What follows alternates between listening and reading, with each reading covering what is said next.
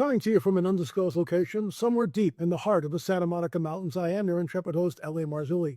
Very special guest today, AVI LOEB.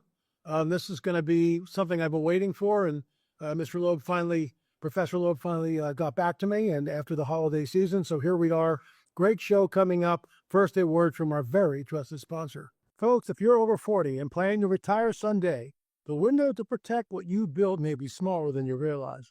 Here's a question most people never ask. Is your portfolio built for what's coming next? Many investors in their 40s and 50s discover they have little to no exposure to precious metals.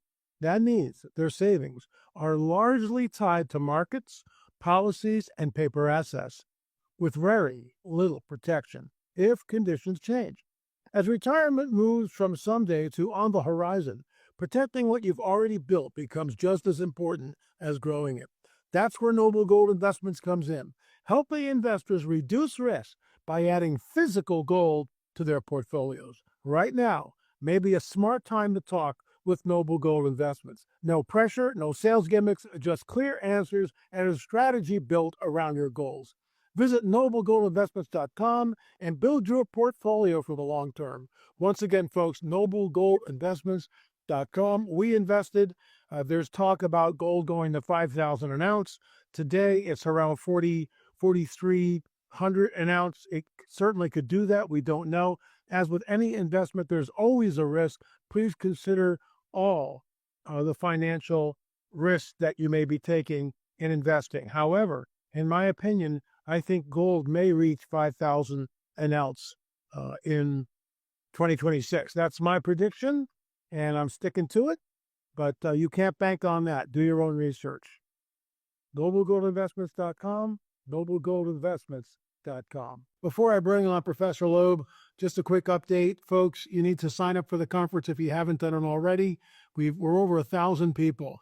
This is really important. 10 speakers. Just think, Gary Stearman, Mado Gonzalez, Alan DiDio, Josh Peck, Derek Gilbert, Vicki Joy Emerson, Karen Wilkinson, Al Matthews, Tim Alberino. It's going to be a great lineup. Plus, we're going to show at least 2 of our films on the whole UFO phenomena that Gil Zimmerman and I did together. Anyway, folks, here's a video about our conference. Please watch it. Please consider signing up for it. It's only $20. 10 speakers. Just saying. God bless you guys. We'll see you on the other side with Professor Loeb. Folks, L.A. Marzulli here. What happens if our President Donald J. Trump makes an announcement from the White House? He looks right at the camera and he says, "We are not alone in the universe." How does that affect you? How does that affect your faith? How does that affect what you believe in? Folks, we have the answers that will shed light on this controversial subject. The Great UFO Deception Conference, Unmasking the Strong Delusion, January 16th and 17th. You'll hear from renowned experts like Gary Stearman, Mando Gonzalez, Derek Gilbert, former abductee and author Karen Wilkinson, authors Alan DiDio, Vicki Joy Emerson, former abductee Al Matthews, Tim Alberino, Josh Peck, Larry Ragger, and of course, L.A. Marzulli. Arm yourself with the truth from a biblical perspective. Go to www.deception2026.com. That's www.deception2026.com. I'll see you there. So, AVI LOEB, Professor Loeb, thank you for joining us. It's a real treat and an honor. I've watched many people interview you. I've been following this whole 3I-ATLAS, discovery, whatever you want to call it. And I found this article today, and I kind of read through it, and he's on our side, your side. He's basically saying that, Professor Loeb has discovered 15 anomalies with this thing. It's just not really behaving like a comet should. So I don't want to put words in your mouth, but he goes through it really point by point. And one of the things he talks about was the whole jet that's coming with the so-called object. I don't want to call it a comet. When the object is coming towards the sun, you've got this jet which has been going on for like months. And it just doesn't make any sense. And the mainstream media has kind of just avoided talking about this. So walk us through it, please. Well, thanks for having me. It's a great pleasure to join you. Indeed, there are a large number of anomalies about this object. And in my view, irrespective what your opinion is, even if you think it's just a comet, you have to be curious about what is the origin of those anomalies and why do they exist, because that's an opportunity to learn. And my basic point about science is that it's the foundation of science is the humility to learn. It's not the arrogance of expertise. And what you find very often is people who announce that they are comet experts, they assume that anything in the sky must be similar to what we already have seen. And that is not the case with this one. It's only the third interstellar object that came from outside the solar system. And as such, there is no expertise that we developed with respect to interstellar objects, because we don't know whether they originate in systems like the solar system, even if they are natural. Now, with respect to 3I-ATLAS, it was discovered on July 1st, 2025, and from the beginning, there was already a high-resolution image taken on July 21st by the Hubble Space Telescope that indicated it has a jet pointed at the sun, and that's 10 times longer than it is wide, and it goes in the direction of the sun, opposite to what you often see with cometary tails. So if you don't know where the direction of the sun, you might say, well, it's just like a comet. But in fact, in a comet situation, usually you have dust and gas being pushed away by the solar radiation pressure and the solar wind away from the sun. But in this case, you see the glow extending in front of the object towards the sun early on. And now when we see the object receding from the sun, it came closest on October 29th. Once again, we have a jet pointed at the sun. And the question is why? And why is this object so different from the cometary tails that we are used to? That is a question that has to be addressed, because there must be something different about this object. In fact, when you zoom in, there are 17 images that were taken off it. The first one on November 30th and the latest on December 27th by the Hubble Space Telescope again. And we can see that very close to the nucleus of the object, there are actually 4 jets. One of them is bearing this anti-tail, the jets going towards the sun, and there are 3 others. And it definitely looks different than we are familiar with, because the pattern that they show is symmetric. They are separated from each other by the same angle. And I just don't know what the origin of that is, and I tried to explain it. I wrote 3 scientific papers trying to explain the anti-tail, but it remains a puzzle. And when NASA declares this is a comet familiar to us from the solar system, comets, they simply ignore this anomaly of the anti-tail. But that's just one anomaly. The most intriguing anomaly is the fact that the object travels in the plane of the planets around the sun within 5 degrees, and the chance of that happening at random is 1 in 500. There is also the coincidence that the axis around which the object is rotating is directed at the sun, and that was arranged at very large distance from the sun. It didn't change much after passing closest to the sun, because the object was deflected only by 16 degrees, very little. And so it's true that the rotation axis of the object is towards the sun, and that means the object has a day side that doesn't change and a night side that doesn't change until it gets closest to the sun. Then the two are changing roles. And why is the rotation axis again directed at the sun? That's a coincidence of 0.5% and not explained. Why is the jet actually precessing around the rotation axis in a small angle? Why is it tightly collimated? Not explained.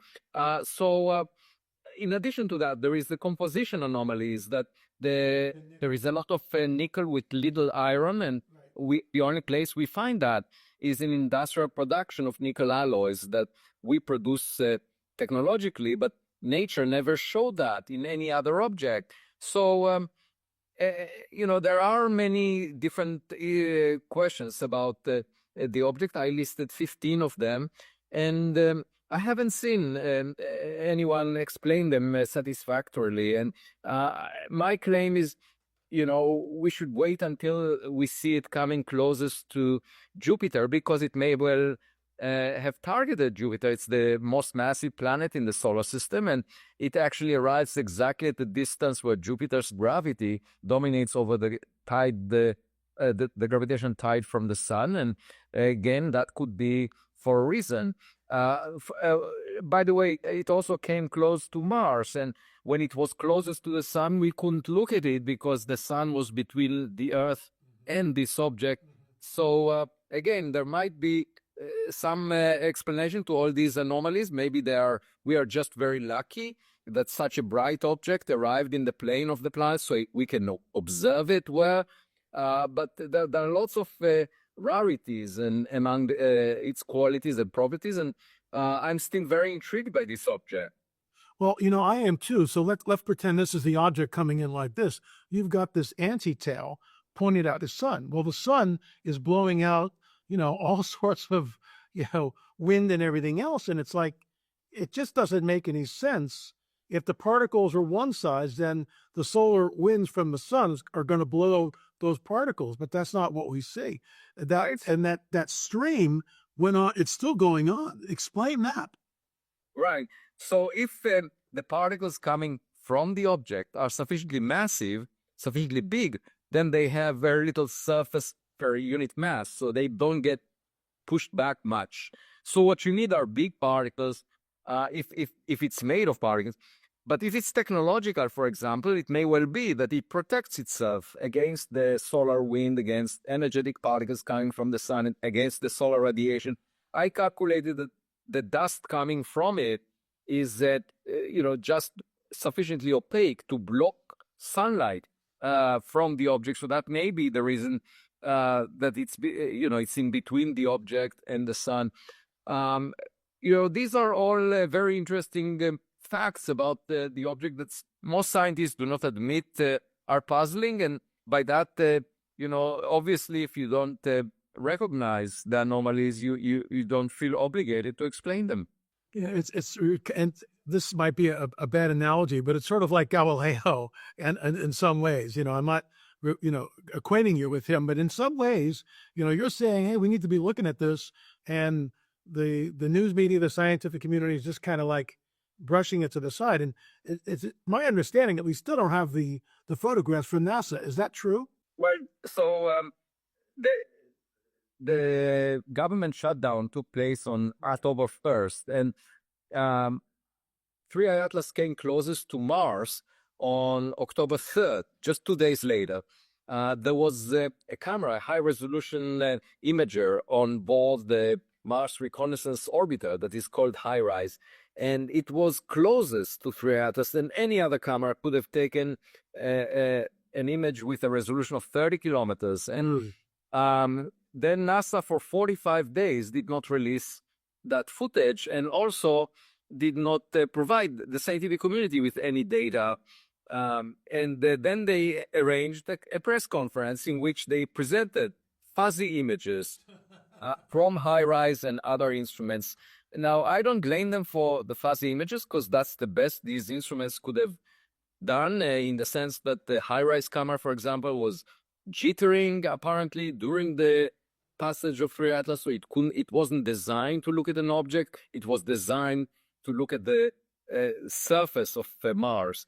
But what I do think is unfortunate is that they organized the press conference, and that was done primarily to promote the narrative that there is nothing special about this object, that it's a comet, just came from a different environment. And that is a kind of message that shouldn't be carried by the scientific organization, because, we're not about promoting a particular dogma or particular narrative.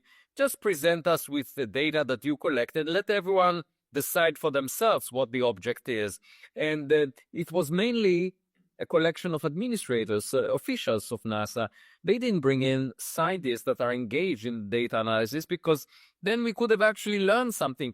So a combination of fuzzy images which didn't convey much new information, and a political narrative of trying to tell the public what the public should think was disappointing, not only to me, but to many other people.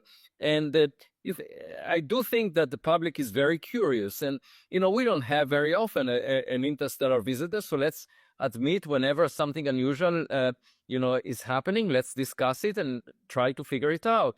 Rather than tell the public what they should know and close the discussion, which is one way, this way.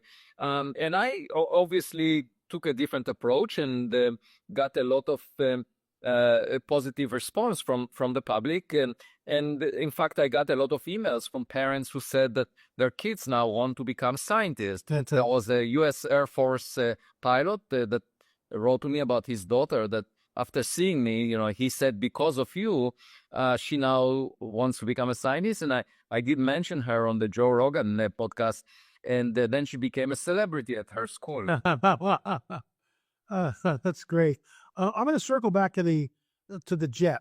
And this is from the article. Laser straight, whatever this jet is, it is laser straight for over 400,000 kilometers. I mean, I can't really get my head around that number.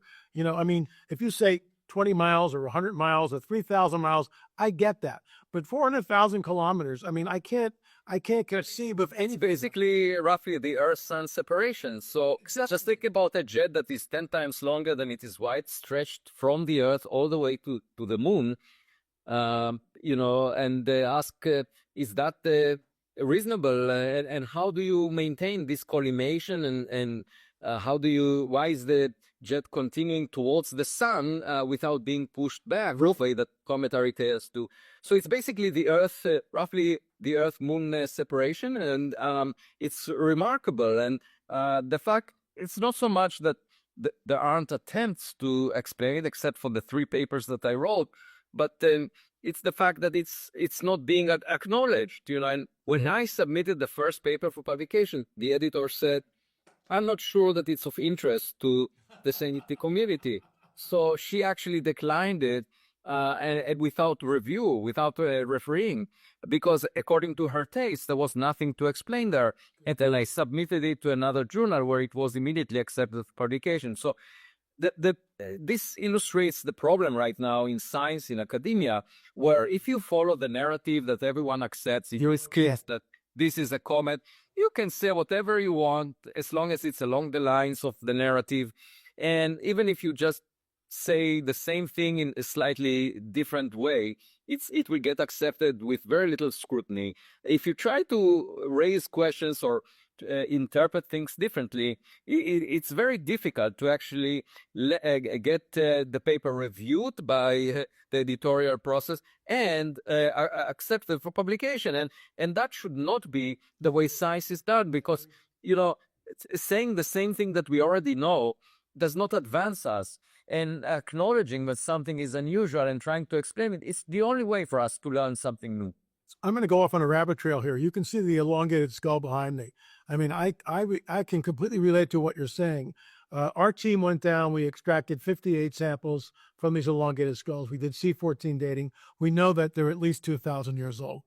There's no contamination. Out of the 58 samples, 28 of them sequenced. Out of the 28 samples that sequenced, a preponderance showed a Middle Eastern connection. What's that doing in Peru 2,000 years ago? It shouldn't be there. It rewrites history. But like you, it goes against the prevailing narrative, and they're not interested in that. So it's all quash. Again, going back to this article, and this point I find absolutely astounding. This jet is continuous. There were no gaps. There was no pulsing, no dotted line structure. It's just, how is it possible, if it's a comet, to even create something like that? Well, that's an excellent question. There might be a physical process, but it needs to be explained. So as of now, I'm just waiting for more data to come out. I'm actually right now analyzing the Hubble images that were obtained with the Hubble Space Telescope.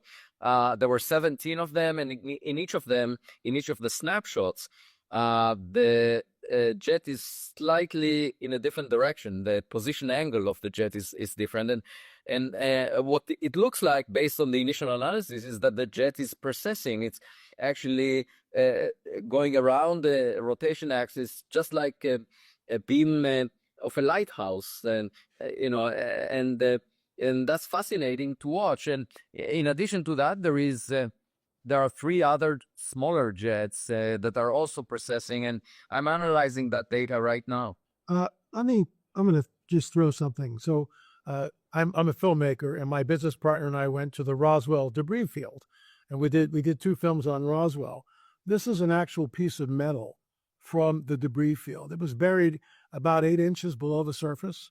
We went to a lab and looked at it under a scanning electron microscope. It's folded in on itself, and the metallurgist came in and looked at it and said, something very traumatized this metal, like an explosion.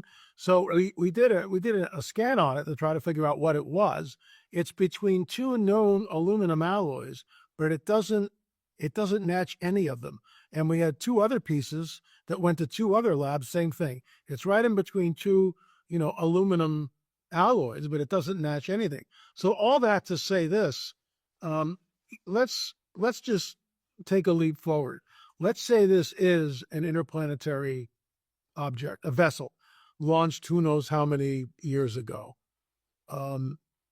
There are some anomalies which sort of point to that. We can't say whether it is or it isn't. Obviously, if it slows down or stops, when it gets to Jupiter, all bets are off. So, what do you think? Where's this going? In 1950, there was this famous question that was asked by Enrico Fermi: "Where is everybody?" Where is everybody? And of course, the simplest answer to that is that they are here, okay, and we don't recognize that, and we don't recognize it for a variety of reasons. Either because we are occupied with many other things, with fighting each other, with investing $2.4 trillion in military budgets worldwide, and conquering a piece of land and being superior relative to other people. That's the occupation. If you look at human history, that's pretty much That's what we do. Variations. And, I just visited Jerusalem a few days ago, and I went to the Western Wall, and it turns out in the corner of the southern wall, there is an arch that was... I've been there. I know what you're talking about. The Robinson Arch Yes. has allowed entry to the temple, the second temple. The second temple was just 52 years old when it was, after it was completed, before it was destroyed by the Roman soldiers. And I saw the stones from the wall that were laid on the street and were basically thrown by the Roman soldiers. And it's just when you see that there is a sense of sadness about the fact that humans are occupied with destroying cultural treasures. And so if you look at human history, you see things built and destroyed. And if there was a visitor looking at that, the conclusion is, we don't rise to the level of intelligence that merits engagement. And so they might be watching now that we are developing technologies of the past century or so, but we're still, if you look around the world, if you look like the news every day, that it's not very uplifting as of yet. We haven't really rose to the occasion of being an intelligent species. I completely concur. And so they might be around, and the fact that Fermi didn't know about them is not surprising, given that, he was engaged in the development of the atomic bomb, and he didn't really build a telescope or a scientific instrument that can monitor the sky and figure out if there's anything. And if I were next to him, I would say what I often say. I would argue, Enrico, you are asking the question that every lonely person asks, which is, where is everybody? And what you tell a lonely person is, don't be so presumptuous. You're not that attractive. They will not come to you when you want it. And you need to put an effort to find them. And Enrico didn't really do any of that. And so there is a possibility that there are technological instruments not very far from us, but we haven't yet figured it out, and the government may have some anecdotal data. I would love to see it. It may be highly classified. I don't know what it entails, but there are serious people talking about it. But otherwise, I'm leading the Galileo project, which aims to build observatories in the US, looking at the sky and figuring out if there is anything anomalous, any outliers, objects that do not behave within the envelope of human-made technologies. And anything made by humans is boring as far as I'm concerned. I just want to figure out if there is someone more intelligent than we are, because it will actually change our priorities. It will bring us to a better place where we would perhaps try to imitate someone who is doing better than us. Let me ask you something. On the News Nation interview, and I know Elizabeth Vargas has interviewed you numerous times, but there was one interview, and I commented on this, where you start talking about a black swan event, and she was really taken aback by that. So explain why you would say something like that. Why would you call it a black swan event, and why is this important? It's very important for the reason that the citizens of or the residents of the city of Troy failed to recognize the Trojan horse as a threat. It looked very innocent. They let it in, and of course that cost them a lot. And so in the intelligence agencies, we know of two recent events, September 11th and October 7th, and both of these were dismissed by the intelligence agencies. They did not forecast that they would happen. And they basically operated just like scientists who say, the likelihood of that taking place is very small, therefore we would ignore it. And that is what a black swan event is. It's an event that you think that it's very unlikely based on your theoretical model, the one that you have about what can materialize in reality, and then you're proven wrong by the fact that there is a rare event that you haven't anticipated. Now, this is no problem at all if it happens in the context of a source that is billions of light years away. And if astronomers misinterpret a stellar explosion far away, nothing bad would happen. Nobody would care about it. Even if physicists invested $90 million in searching for a ghost particle, a sterile neutrino, that happened was reported a few weeks ago, and they haven't found it, so they were wrong. Even though they thought it's very likely that this thing would exist, it wasn't there. Right. So there are situations where the mainstream of science thinks something is very likely and doesn't find it after investing a huge amount of money. That was true for the Large Hadron Collider at the cost of $10 billion, was searching for supersymmetry. They didn't find anything. That's no problem, because the implications of a sterile neutrino or supersymmetry for our daily life is very small. And my point is, when you have a black swan possibility, if it's relevant to society, if there would be big implications to society, we can't ignore it. You have to take it seriously. You multiply small probability by the big impact that it would have, and you end up with something that must be taken seriously. Obviously, the intelligence agencies revised their practices here in the US after September 11th and in Israel after October 7th. So now they will not make this mistake again. But in the context of an interstellar visitor, it's just like a visitor to your backyard that could carry great consequences if it decides to come through the front door. Okay, so you have to consider that possibility and collect as much data as possible to convince yourself that it's just a street cat, something very innocent that comes to your backyard.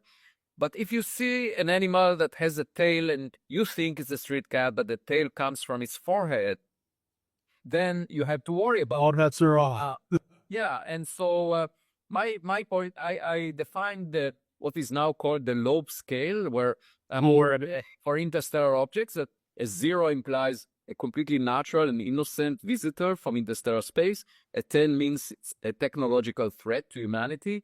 And I think every future interstellar object should be given a rank on this scale. And there should be an organization that decides, based on all available data, what is the appropriate rank to give it based on scientific information.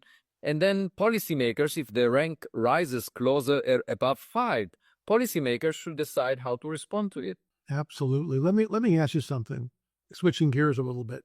So we know in Congress, whistleblowers have come forward. There's a film that just came out by Dan Farah, Age of Disclosure. I've commented on this. I've watched it several times. Great piece of film. But there's all these, there's admirals and generals and congressmen, congresswomen, all on camera, basically saying, we're not alone, we're not alone, we're not alone. So if Enrico was here, Enrico Fermi was here, he'd be going, hey, probably. What are your thoughts on this thing? Because we are being visited. We have been for, hundreds, if not thousands of years. We don't know. But I mean, and when you have too many pilots coming on the record, all these people who are engaged in it, we have non-human biologics that we've retrieved. What are your thoughts on that? Well, my thoughts are that much of the convincing evidence must be behind the wraps. It may be classified, maybe within government or corporations that were assigned to look into it by the government. I haven't had any exposure to that information, to that data, to the materials that people are talking about. So therefore, I cannot say anything meaningful about it, but I find it intriguing. And I think we should address this subject scientifically. My general view is, we should know about it. The public should know about it. I agree. It's not a matter of national security, because any visitor from outside the solar system, any higher level of intelligence that is non-human, should be announced for the same reason that if you know that you have neighbors, you won't hide it from your family at the dinner table. I mean, you might say, well, it's maybe better for them to remain ignorant because then they wouldn't lose sleep about it. But the point is, the neighbor might show up at the front door. There might be consequences to your kids, if they walk down the street, or there are many possibilities for how your life can be influenced by your neighbors. And we better know about it so that we can plan accordingly. I'm very much a realist, so if I have some disease, I would like to know about it so that I can decide how to cope with it. Or if there is any other risk that faces me, I would like to know as much as possible. Another way to look at it is, I'm sort of, since I was born, I was born on a farm. I'm in love with nature. Okay, so when you are in love with something, you want to know as much as possible about the subject of your love. And then, therefore, I would like to know as much as possible about our cosmic neighborhood, which is part of nature. That's Sure. where we cure that. And, so I would like to get as much data, as much information. And if there is something intriguing, I would like to dig even deeper to figure it out, rather than ignore it and live a life of ignorance. And by the way, it makes life far more exciting if there is something that is not fully explained, because that gives you a sense of a purpose in life. And if everything is explained and everything is familiar, it's pretty boring, and I think the public resonates with that. So one reason that science is regarded as a status symbol of the elite, or as is because the approach that scientists take of basically doing the work and telling the public what the public should know, rather than engaging the public when we don't know the answer. Yes. And obviously we know that there are some known unknowns. We know that we don't understand what most of the matter in the universe is. We call it dark matter. Dark matter, yeah. We don't understand what most of the energy in the universe is. We call it dark energy. And then, we don't know what happened before the Big Bang, or we don't know what lies inside a black hole. We don't know if, how early and how far away is the nearest form of life in the universe beyond the Earth, and how intelligent it is if we consider the Milky Way galaxy as a whole. Given all these very fundamental questions, we are investing in trying to figure them out. And in the most intriguing among them, the question of whether we have a neighbor, we put very little effort at the moment, because the mainstream of the astronomy community is has decided to search for microbes instead of intelligent beings, which I find really strange. Because when you go on a date, it's well known that you better aim higher for someone who is better than you are, rather than aim lower. So why search for microbes if we can search for something more intelligent than we are, and it can bring us to a better place? So to me, it makes a lot of sense to do that, because it might be easier to detect a technological signature than it is to detect some chemical fingerprint of microbes on a distant planet. But altogether, I do think that it's our obligation to attend to unusual facts. And given that the government talks about things they don't understand, obviously it could be also national security related. If adversarial nations are producing such objects, that is clearly something we should look into. And the government might not be interested, the people in the Pentagon might not be interested of others looking over their shoulders if they're not doing their job. So they will try to sort of shut down any conversation about things that they don't fully understand, just because they're getting a lot of funding and they're not doing necessarily what they're supposed to. But putting that aside, if there is something that belongs to a superhuman intelligence, we should all know about it. We should all discuss it. It should be part of the mainstream of science. And by the way, it will make science far more exciting to the public. Oh, absolutely. Let me ask you this, and this is my last question to you. And again, thanks so much for taking the time and coming on. It's been a wonderful conversation, and I'm sure it's going to give our viewers something to think about. When does 3I-ATLAS come into the gravity of Jupiter? When will that happen? That will happen on March 16th, 2026. So just in a few months. And that should be exciting to watch out if the object releases anything there. We have the Juno spacecraft that can watch it. And in fact, Representative Anna Paulina Luna was very gracious. I spoke with her on the phone and communicating with her all the time. And she wrote a letter to NASA asking NASA to use Juno to monitor 3I-ATLAS. And it should be just fun to continue monitoring this object. And there will be many more in the coming years, because the Rubin Observatory, funded by the National Science Foundation, the Department of Energy, is starting to collect data on the southern sky. And every 4 days, they cover the entire southern sky with a camera of 3.2 gigapixels. And the expectations are that they will find a new interstellar object every few months. So there would be many more blind dates that we go on. And as you well know, the more blind dates you go on, the better is your assessment as to what constitutes a partner with unusual qualities. And so I look forward to all these blind dates, figuring out what they mean.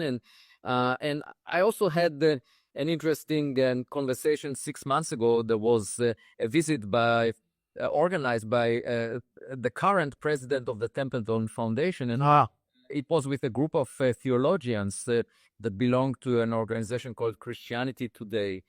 And they asked me what would be the implications for their religious belief if we find extraterrestrials. And I said that I have 2 daughters.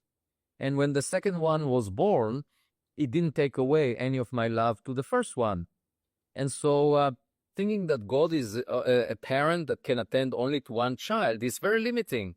In fact, if we do find our siblings in the family of intelligent civilizations within the Milky Way galaxy, we would appreciate God much farther, because we would be able to see the diversity of siblings and how different we are relative to them, and we might be inspired to do better as a result of meeting them.